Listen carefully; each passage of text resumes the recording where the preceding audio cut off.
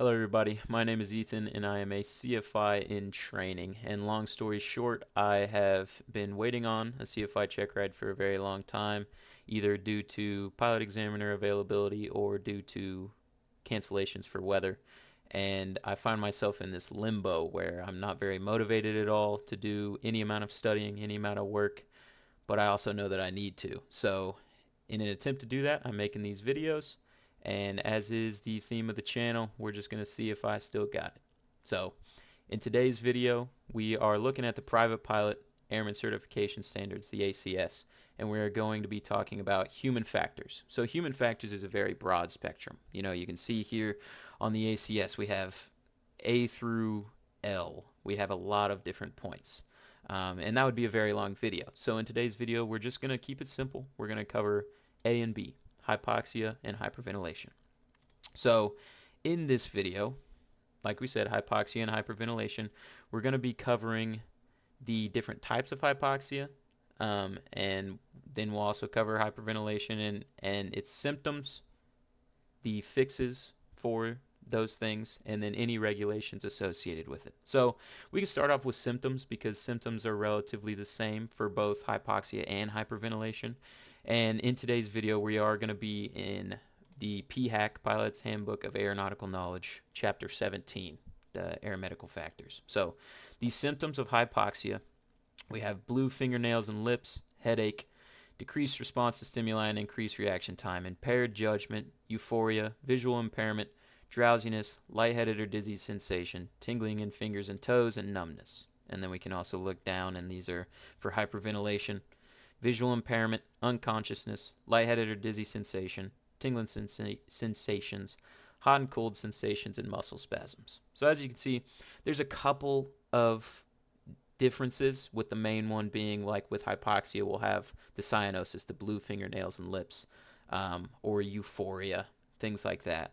And one interesting thing about hypoxia is every single person who experiences hypoxia can experience it in their own way. So if you ever have the chance to go to one of those hypoxia chambers where you get to see how you are when you're hypoxic, I would for sure go give that a try. I've never done it, but I think that would be really awesome. So those are the symptoms of both of them. And now we're just going to be first talking about hypoxia. So hypoxia has 4 different types. We have hypoxic, hypemic, histotoxic, and stagnant. So the first one that we'll start off with is hypoxic. Hypoxic is the easiest one to remember, and that is just insufficient oxygen for the body. We have a certain amount of oxygen that our body needs in our red blood cells. The oxygen molecules bind to the red blood cells and then carry them throughout the body and into the tissues. And hypoxic is just not enough oxygen. Not enough oxygen in our blood.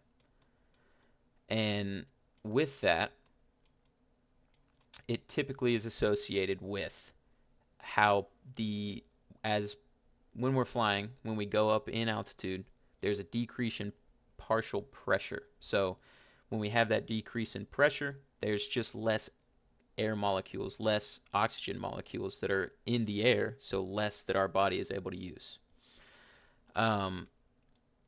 And that's essentially all with hypoxia. It's pretty simple. You go higher, you get less oxygen, you can get hypoxia.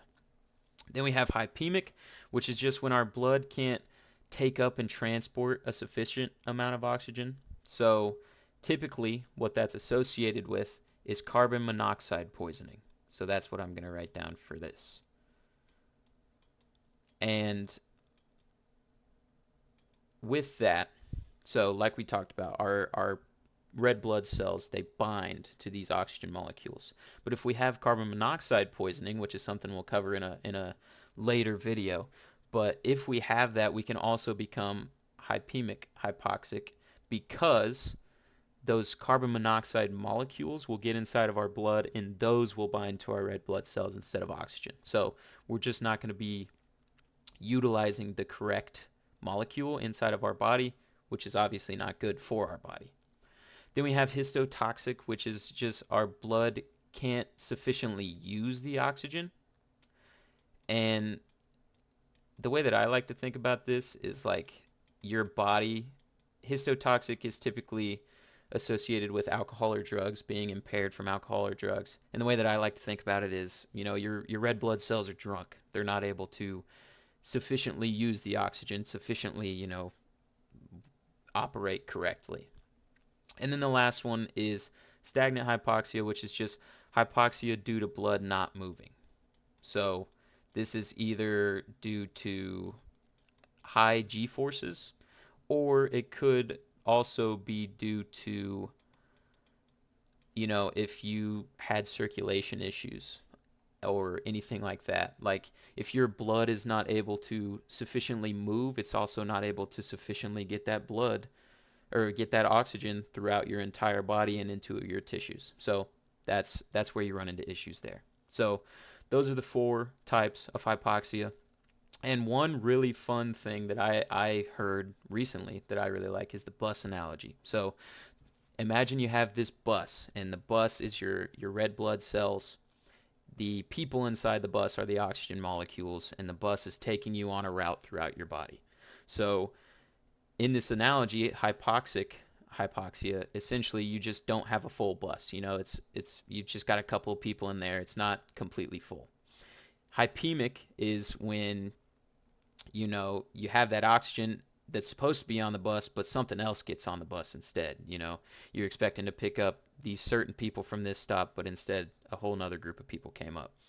Then histotoxic is the bus arrives, but it can't get out. Like the people can't get out, the oxygen can't get out. And then stagnant is essentially your bus broke down. It's not able to move, so it's not able to get that oxygen to the stop that it needs to get to. Then hyperventilation. So we talked about hypoxia. Now we can talk about hyperventilation. So hyperventilation is essentially when we expel too much carbon dioxide out of our system. We inhale oxygen, exhale carbon dioxide, and when people start to breathe really rapidly, they can sometimes exhale too much carbon dioxide, and we need a certain amount to get back in our system, and that's when hyperventilation can occur. And whenever I think of hyperventilation, if you've ever seen the movie Chicken Little, I think of the pig, that always gets scared and he's got to breathe into the bag. But that's essentially what it is. It's when people are just not able to regulate their breathing. So now that we've talked a little bit about the symptoms, we've talked a little bit about the types of hypoxia, we've talked about what hyperventilation is, we can then talk about the fixes. So as far as fixes go, with hypoxia, it's essentially we can decrease in altitude because we know if we go super high in altitude, there's not enough oxygen for us to use, as well as obviously you're not going to fly drunk, you're not going to fly high. And then you can as well, if it's stagnant hypoxia, just give yourself a break from feeling all these G forces. Let's say that I was going out and doing an acrobatic flight, maybe I would just give myself a nice little break. And then as far as CO poisoning goes, which we'll cover this in a later video, but if you have carbon monoxide poisoning, you're not going to want to keep flying. So you would want to do, a descent and land as quick as possible, go to the doctor as quick as possible. So those are our fixes with that. And let's say that I was flying really high up and I wasn't in a I was in a pressurized aircraft, like an airliner or a SR-22. And let's say that I have a decompression, there's no longer that pressurization. What I would want to do then to prevent myself from becoming hypoxic is do a emergency descent, get down as quick as I possibly can. And that's where we can talk a little bit about this right here, which is our time of useful consciousness chart. So as you get higher up in altitude, there's less and less oxygen, and our brain really needs oxygen to be able to function. So, if I look at the very bottom of this chart down here, it says 20,000 feet MSL, the time of useful consciousness is 30 minutes or more. So let's say that I had a rapid decompression, which just means that let's say that like a window broke in a plane or something like that, and all that pressure from the outside just comes rushing in really fast. This is the amount of time that I have of useful consciousness, which is consciousness in which I can make the correct decisions, make smart decisions, and put on an oxygen mask, or I can start an emergency descent or something like that without passing out, because after that amount of time you're pretty much going to be passed out, especially 40,000 feet MSL up here, 45 where it says 9 to 15 seconds. That is true. Like, you can pass out pretty quickly, so it's important to make the correct decisions quickly. And then as far as hyperventilation goes, the fixes for hyperventilation, I really like the FAA is very blunt in that, where they say, you're breathing really fast, you're breathing too fast, expelling too much carbon dioxide, just slow your breathing down, calm down. Or another thing, which, thinking back to Chicken Little, if you've ever seen it, you can do what the pig did in Chicken Little. You can breathe into a bag, because again, it's a loss of that carbon dioxide. So if I breathe into a bag, I'm going to expel it, but the bag's going to hold it for me, and then I'll be able to inhale it back again. So that is another fix that we can do for that. And then as far as regulations goes, the main one that we are concerning ourselves with is 91-11 when it comes to hypoxia. And these are our supplemental oxygen requirements. And supplemental oxygen requirements essentially just give us certain altitudes in which, if I'm above this altitude, I need to be using supplemental oxygen, which is just oxygen that we can breathe while we're flying, to counteract the hypoxia that we just talked about. So in 91-11, it essentially says if I am at 12,500 feet mean sea level,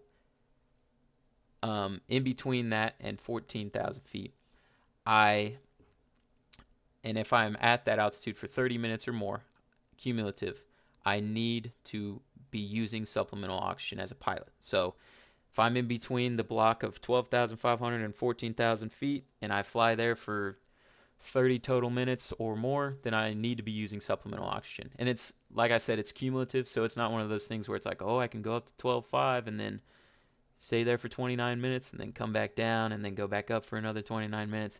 No, it's a cumulative amount of time. Then 14,000 feet to 15,000 feet, you have to be using supplemental oxygen as a pilot. And then 15,000 feet and above, pilots have to be using it, and all passengers need to be provided with this supplemental oxygen. And one important thing to realize with that is in an unpressurized aircraft. So if I'm in a pressurized aircraft, obviously they're not handing me out and making me breathe oxygen every time that I get on an airliner. So when we're in an unpressurized aircraft, it's important to be cognizant of these regulations, 91-11, concerning supplemental oxygen if we plan on flying high. And the main important thing about this is that we want to be able to look at, understand what hypoxia is, understand what hyperventilation is, be able to understand what it does to us, and then if we're ever put in that situation, we will be able to take the corrective actions, identify it, be like, okay, I can understand that this is what it is. I think I am feeling hypoxia right now because we're so high up in altitude. Being able to identify that and then take the correct action to then solve said thing so that we can maintain safety. So yeah, that is all about hypoxia and hyperventilation, and thank you for watching.